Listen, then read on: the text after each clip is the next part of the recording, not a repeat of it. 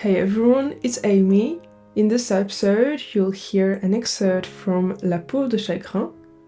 While listening to this episode, you will train your listening skills and become more familiar with French pronunciation.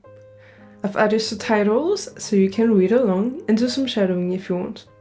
C'est parti!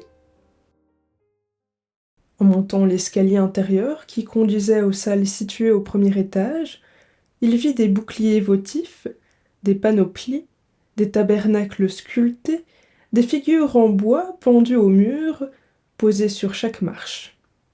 Poursuivi par les formes les plus étranges, par des créations merveilleuses assises sur les confins de la mort et de la vie, il marchait dans les enchantements d'un songe. Enfin, doutant de son existence, il était comme ces objets curieux, ni tout à fait morts, ni tout à fait vivants. Quand il entra dans les nouveaux magasins, le jour commençait à pâlir, mais la lumière semblait inutile aux richesses resplendissantes d'or et d'argent qui s'y trouvaient entassées. Les plus coûteux caprices de dissipateurs morts sous des mansardes, après avoir possédé plusieurs millions, étaient dans ce vaste bazar des folies humaines. Une écritoire payée 100 000 francs et rachetée pour 100 sous gisait auprès d'une serrure à secret dont le prix aurait suffi jadis à la rançon d'un roi. Là, le genre humain apparaissait dans toutes les pompes de sa misère, dans toute la gloire de ses gigantesques petitesses. Une table d'ébène, véritable idole d'artiste, sculptée d'après les dessins de Jean Goujon, et qui coûta jadis plusieurs années de travail, avait été peut-être acquise au prix du bois à brûler.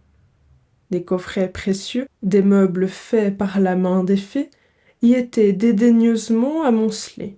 « Vous avez des millions ici !» s'écria le jeune homme en arrivant à la pièce qui terminait une immense enfilade d'appartements dorés, et sculptés par des artistes du siècle dernier. « Dites des milliards !» répliqua le gros garçon joufflu.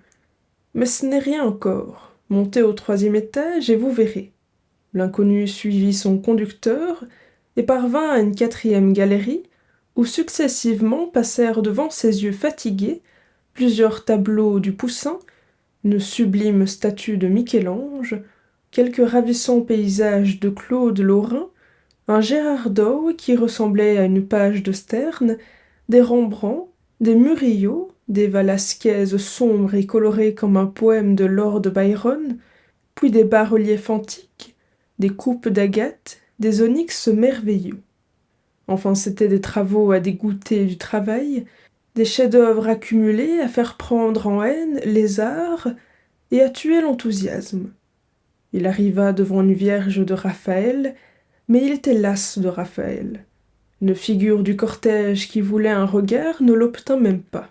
Un vase inestimable en porphyre antique, et dont les sculptures circulaires représentaient de toutes les priapées romaines les plus grotesques licencieuses, délices de quelques Corinne, eut à peine un sourire.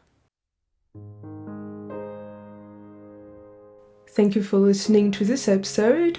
Don't forget to subscribe to stay tuned for another episode, and make sure to hit the like button. I would really appreciate it. Au revoir. See you next time. Bye.